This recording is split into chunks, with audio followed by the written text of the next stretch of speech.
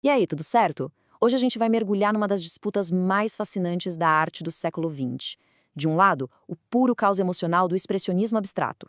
Do outro, o controle quase obsessivo do hiperrealismo. São duas maneiras completamente opostas de enxergar o mundo, quase que batalhando para definir o que é a realidade. Bom, vamos nessa. E tudo começa com essa pergunta, que é a chave de tudo. A arte deveria ser um espelho, refletindo o mundo exatamente como ele é, ou ela deveria ser uma janela para dentro da gente, para nossa bagunça emocional? A resposta para essa pergunta é o que divide os dois movimentos que a gente vai ver hoje. E aqui estão os nossos competidores. O expressionismo abstrato, que mergulha de cabeça no mundo de dentro, emoção pura, gesto, caos. Já o hiperrealismo foca totalmente no mundo de fora, como uma observação que parece de um cirurgião e um controle absoluto. Basicamente, um é sobre sentir, o outro é sobre ver. Vamos começar pela explosão. Imagina só, Nova York, anos 40, um grupo de artistas simplesmente decidiu que desenhar o mundo como ele parece já não dava mais conta de expressar os traumas, as ansiedades daquela época. Eles precisavam inventar uma linguagem completamente nova. E essa nova linguagem foi o expressionismo abstrato. A ideia era muito radical. A pintura não ia mais mostrar uma paisagem ou um rosto. Ela ia ser o registro de uma emoção.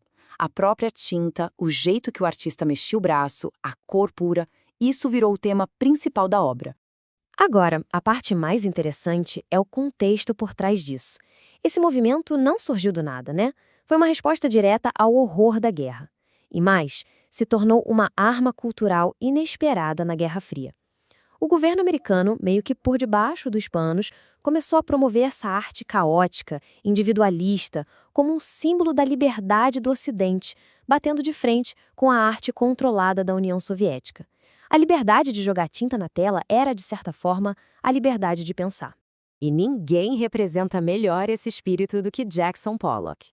Para muita gente, as obras dele parecem só um monte de tinta respingada. Mas calma, vamos olhar mais de perto, porque existe um método por trás dessa aparente loucura. Então, a sacada é essa: a pintura não era o objetivo final, era a consequência. Pensa na tela como um sismógrafo que registra um terremoto. Ela estava ali só para registrar a energia, o movimento, a emoção do artista enquanto ele criava. O que a gente vê na parede é o rastro de um acontecimento. E esse processo, olha só, não era nada aleatório, era um ritual. Pollock não usava cavalete. Ele literalmente dançava em volta da tela, no chão. Era um diálogo constante. Ele jogava tinta, via o que acontecia e respondia com o próximo movimento. Ele não estava tentando controlar o resultado, ele estava colaborando com a tinta. E as palavras do próprio Pollock confirmam isso. Ele não se via como um mestre controlando tudo, mas sim como um canal, um parceiro da pintura. A meta era se entregar ao processo e deixar a própria obra achar o seu caminho. E então, como um pêndulo que vai até o limite, a arte deu um solavanco e foi com tudo na direção oposta. Do caos expressivo, a gente mergulhou de cabeça no controle absoluto.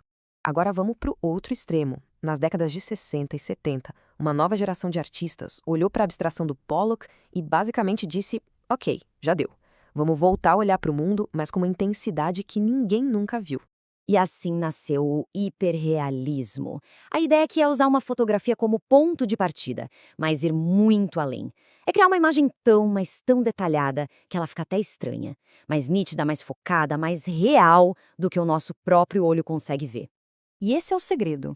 Não é só para mostrar que o artista é bom de técnica. O objetivo é filosófico. É para criar aquele curto-circuito no cérebro quando a gente olha para a obra e pensa: isso é uma foto? Não, pera, é uma pintura. Mas como?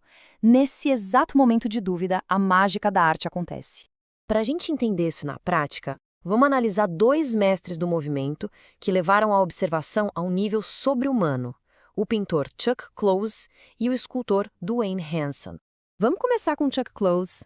Ele pegou talvez o gênero mais tradicional que existe, o retrato, e simplesmente o explodiu numa escala e com um detalhe que são, assim, de cair o queixo. Para entender a obra dele, primeiro pensa na dedicação. A gente está falando de meses de trabalho minucioso para fazer uma única pintura. Depois, a escala. Os retratos dele chegavam a ter mais de 2 metros de altura. Um rosto humano virava uma paisagem inteira para ser explorada. E, por fim, o método. Ele dividia a foto e a tela numa grade com centenas de quadradinhos e pintava um por um, como se fossem pixels. De perto é pura abstração, mas quando você se afasta, um rosto incrivelmente real aparece. Mas a história pessoal do Close deixa tudo ainda mais poderoso. Ele tinha uma condição que o impedia de reconhecer rostos. Então pintar era o jeito dele de estudar e memorizar as pessoas. E mesmo depois que uma lesão o deixou parcialmente paralisado, ele não parou. Adaptou a técnica e continuou criando, transformando a própria limitação em arte.